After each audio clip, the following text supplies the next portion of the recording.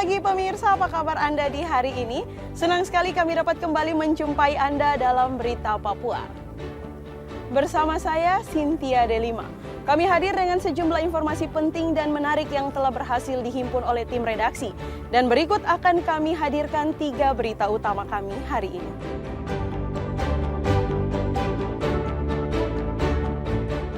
Seorang penjual gorengan di Kabupaten Yaukimo kritis setelah dibacok kelompok kriminal bersenjata.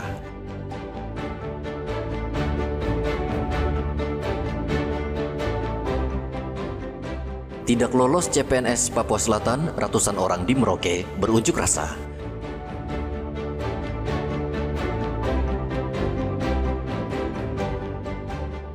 Selundupkan BBM dan sirip hiu, 6 warga Papua Nugini diserahkan ke imigrasi Jayapura.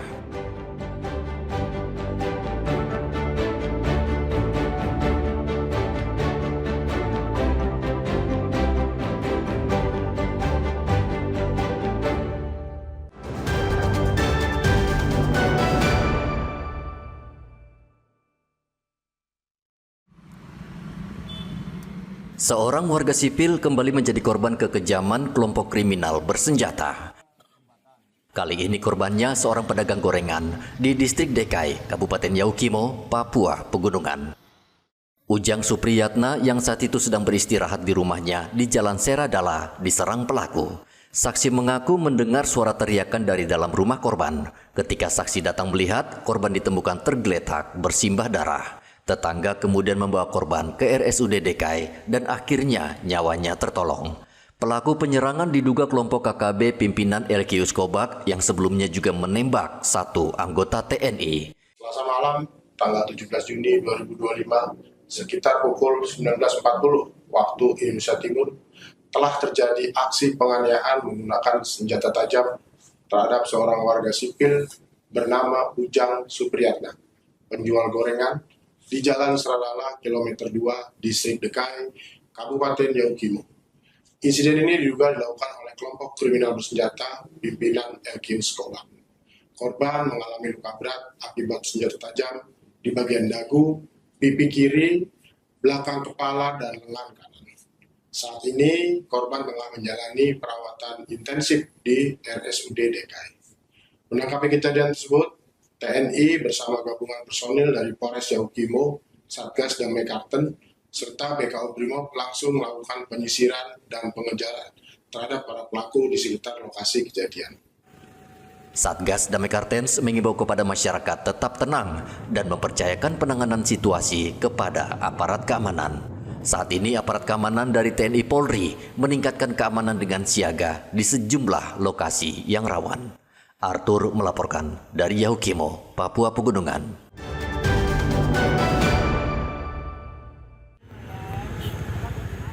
Ratusan orang asli Papua yang tidak lolos seleksi ASN di lingkungan pemerintah Provinsi Papua Selatan menggelar aksi demonstrasi. Aksi dilakukan di kawasan Tugu Libra Merauke dan berlanjut dengan long march menuju kantor DPRP Papua Selatan di Jalan Onggat Mit, Kabupaten Merauke. Dengan suara lantang, para pendemo menyuarakan kekecewaan mereka atas hasil seleksi ASN yang dinilai tidak berpihak pada OAP. Mereka meminta pemerintah Provinsi Papua Selatan segera turun tangan dan memperjuangkan nasib mereka yang gagal lolos dalam rekrutmen ASN. Kami yang ada dari sewa di sini, kami dari 4 kabupaten yang sekarang menuntut kami punya hak sebagai anak-anak asli Papua Selatan. Mana suaranya? Papua Selatan. Mana suaranya? Kami juga bisa bekerja. Kenapa kami tidak diberikan ruang? Kami juga bisa bekerja. Kami juga bisa bekerja. Kenapa kami tidak diberikan ruang? Sekarang kami datang untuk menuntut kami punya hak sebagai anak-anak asli. Lahir besar di sini, tanah tumpah darah di sini. Pemprov Papua Selatan telah membuka formasi penerimaan ASN sebanyak 1.000 orang dengan proporsi 80% untuk OAP dan 20% untuk non-OAP. Namun dalam pelaksanaannya, banyak dari kalangan OAP tersingkir dan tidak mendapatkan kejelasan atas hasil seleksi tersebut. Unjuk rasa ini berjalan tertib di bawah pengamanan aparat kepolisian setempat. Perwakilan pendemo juga menyerahkan tuntutan resmi kepada anggota DPRP Papua Selatan agar segera ditindaklanjuti oleh pihak eksekutif. Muhammad Ridwan melaporkan dari Merauke, Papua Selatan.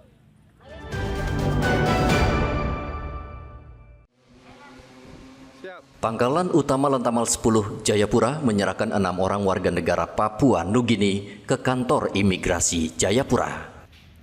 Keenam warga PNG tersebut ditangkap Satuan Kapal Patroli Lantamal 10 Jayapura karena menyelundupkan BBM, sirip hiu, dan gelembung ikan. Untuk sementara, WNA PNG tersebut mendekam di sel tahanan imigrasi Jayapura. Dua kemungkinan besar akan dilakukan tindakan administratif keimigrasian atau tindakan pidana keimigrasian. Kasus yang kita telah telusuri, mungkin mereka masuk ke wilayah Indonesia tanpa dokumen resmi dan tanpa melalui tempat pemeriksaan imigrasi yang sah, seperti itu. Kalau dideportasi itu seperti apa? Apakah mereka akan dideportasi atau disidang di sini gitu? Nah, untuk itu kita akan menunggu arahan dari pimpinan terlebih dahulu karena kebetulan kami juga sedang melakukan menyelesaikan kasus pro justisia. Komandan Satro Lantamal 10 Jayapura Kolonel Laut Dedi Obed mengatakan pihaknya akan terus meningkatkan pengawasan di Laut Jayapura untuk mencegah penyelundupan barang ilegal. Kami harapkan masyarakat semakin sadar bahwa pentingnya terhadap warga negara asing PNJ wajib hukumnya dilengkapi dengan dokumen pelintas batas. Kemudian jangan coba-coba melaksanakan penyelundupan dalam bentuk apapun dari Indonesia ke Papua Nugini maupun dari Papua Nugini ke Indonesia. Keenam warga Papua Nugini dijerat Undang-Undang Nomor 6 Tahun 2011 tentang keimigrasian dengan ancaman penjara 5 tahun dan denda 500 juta rupiah. Dari kota Jayapura, Papua, Hendra melaporkan.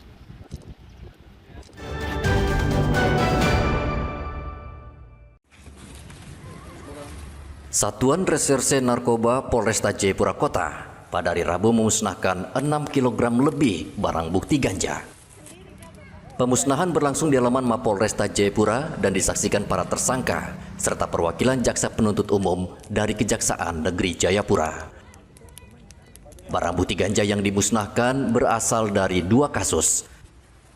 Kasus pertama, polisi menyita ganja dari 2 orang tersangka dengan berat sekitar 5,7 kg. Dan kasus kedua berasal dari 1 tersangka yang kedapatan menyimpan ganja seberat 230 gram. Penanganan kasus ya, penanganan perkara 2 LP. Jadi total barang bukti yang telah dimusnahkan tadi pagi itu totalnya 6 kilo. Rinciannya masing-masing untuk laporan polisi yang limpahan dari Polsek Pelabuhan dengan tersangka atas nama AM ini sebanyak 238 gram. Kemudian untuk yang laporan polisi nomor 14 dengan tersangka atas nama GT ini dengan barang bukti ganja dengan berat 5,725 kg. Jadi total keseluruhan 6 kilo. Gitu. Para tersangka dijerat Undang-Undang RI Nomor 35 Tahun 2009 tentang narkotika dengan ancaman hukuman 12 hingga 20 tahun penjara. Arthur melaporkan dari kota Jayapura, Papua.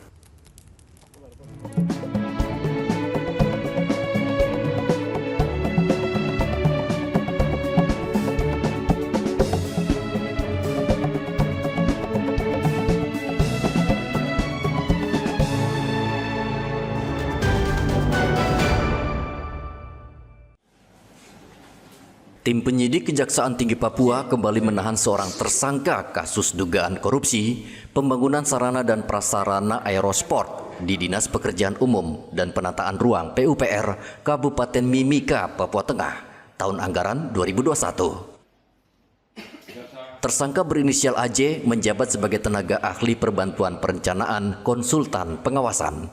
Selama 5 jam ia diperiksa di Kejati, Papua, akhirnya ditetapkan sebagai tersangka.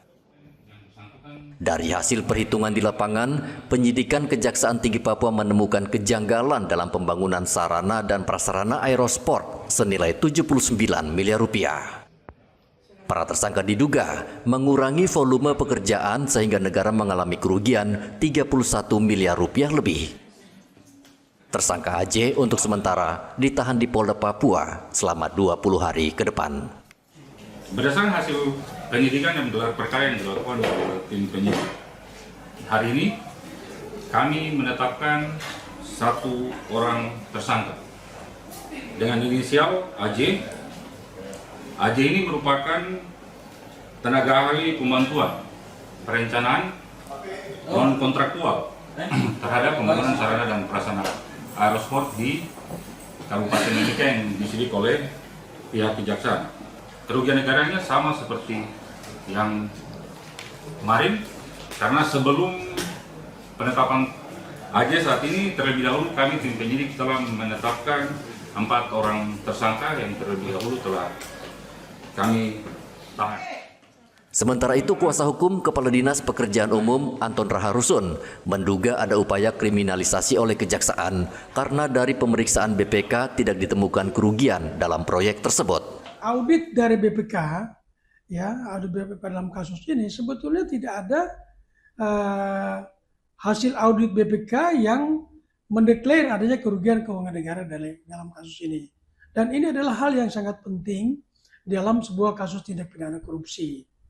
Nah, jadi kalau sekarang ini kemudian jaksa itu kemudian mengatakan bahwa ada kerugian keuangan negara, maka ya berdasarkan hasil audit yang mana? Artinya bahwa lembaga yang berwenang melakukan atau menyatakan ada tidaknya kerugian negara adalah BPK atau BPKP. Nah, pertanyaannya kalau dia menggunakan lembaga lain di luar daripada lembaga-lembaga yang berwenang, apakah itu sah atau tidak? Nah, itu semua akan diuji. Ya, karena menurut kami bahwa sesuai dengan hasil yang kami dalami sampai saat ini, ya di dalam kasus aerosport atau aero modeling ini tidak ada kerugian keuangan negara dalam kasus ini.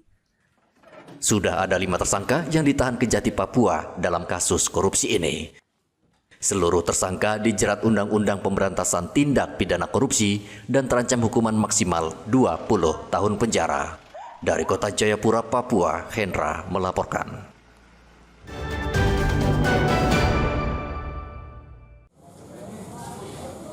Saat ini proses penerimaan murid baru sedang berlangsung di Merauke, Papua Selatan untuk semua jenjang pendidikan.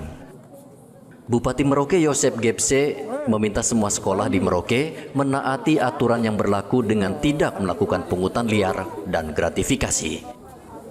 Bupati berjanji akan menindak tegas terhadap lembaga pendidikan yang melanggar. Secara terstruktur, saya telah memerintahkan Kepala Dinas Pendidikan untuk melakukan pemantauan terkait dengan penerimaan siswa baru di sekolah untuk setiap jenjang, jadi mulai dari PAUD, TK, SD, SMP, dan juga SMA, SMK.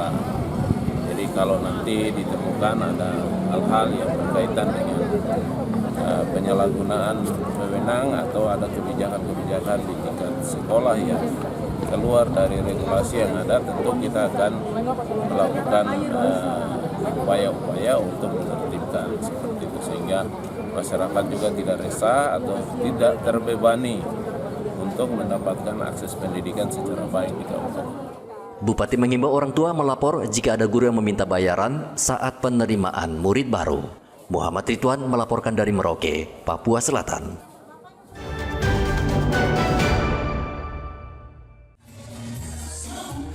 Pemerintah Provinsi Papua menggelar pameran bursa kerja atau job fair di PTC Entrop, Kota Jayapura.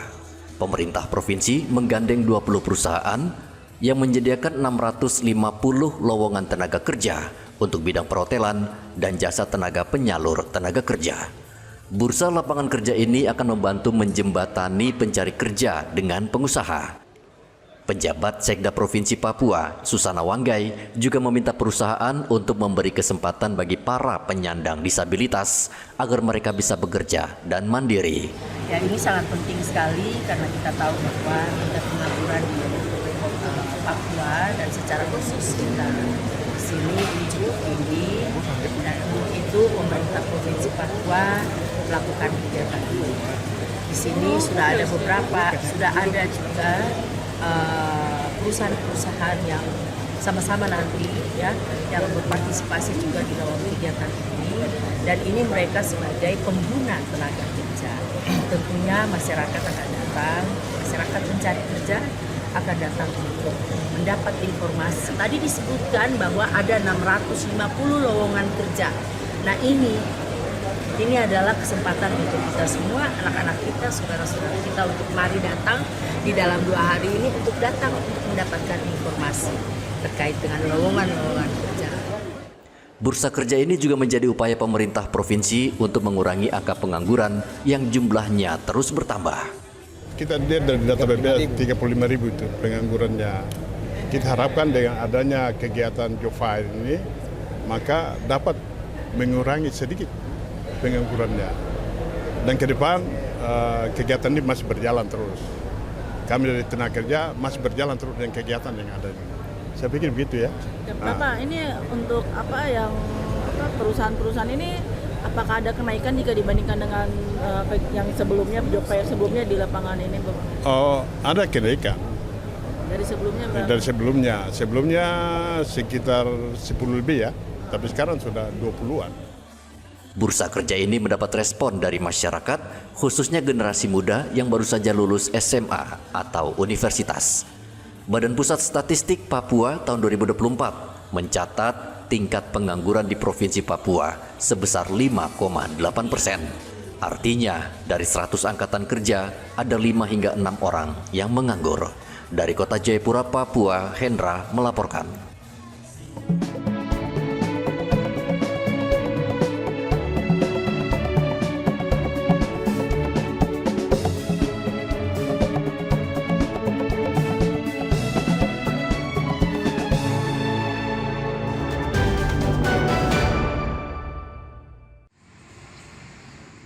Penyakit tuberkulosis atau TBC saat ini banyak menjangkiti warga di Papua Selatan. Belum diketahui berapa jumlah warga yang terjangkit penyakit menular ini. Penyakit TBC ini menyerang warga di 4 kabupaten, yaitu Kabupaten Asmat, Mapi, Bovendigul, serta Kabupaten Merauke. Warga yang terpapar TBC diimbau rutin memeriksakan diri ke dokter dan minum obat secara teratur. Selain itu, karena penyakit menular, pasien TBC dilarang berdekatan dengan anggota keluarga. Sampai sejauh ini untuk masalah vaksin ya kami belum ini kepada masyarakat, tetapi untuk pengobatan ya penemuan kasus TBC, kemudian terapi untuk pengobatan TBC terus ditingkatkan oleh teman-teman di fasilitas kesehatan, baik dari puskesmas sampai dengan di rumah sakit ya. Kita tetap melakukan pemantauan, mungkin sama dengan penyakit-penyakit yang lain terus kita pantau. Sejauh ini berapa, Dok? Mungkin sudah ada catatan tersendiri kira-kira berapa? Ya cukup tinggi ya. Tinggi. Kasus TBC di Provinsi Papua Selatan dan ini merupakan salah satu prioritas program untuk penanganan pencegahan penyakit menular di Provinsi Papua Selatan. Dan tentunya kami kerjasama dengan lintas sektor, kami berharap bahwa masyarakat tidak menumpuk di dalam satu rumah dan itu tetap hidup bersih dan sehat. Dinas Kesehatan dan Pengendalian Penduduk Papua Selatan saat ini masih mendata secara pasti jumlah warga yang terjangkit TBC. Dan sejauh ini belum ada petunjuk lebih lanjut terkait vaksinasi TBC. Muhammad Ridwan melaporkan dari Merauke, Papua Selatan.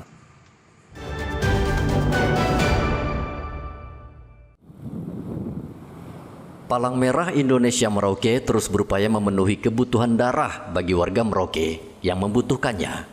Pimpinan Unit Pelaksana Teknis Daerah PMI Merauke menjamin darah yang dikeluarkan PMI Merauke aman karena sudah melalui screening atau proses penyaringan yang ketat sebelum diterima PMI. PMI juga memiliki standar atau barometer penerimaan darah, antara lain harus bebas dari penyakit, antara lain hepatitis A dan hepatitis B, HIV dan malaria. Kita harus menjamin bahwa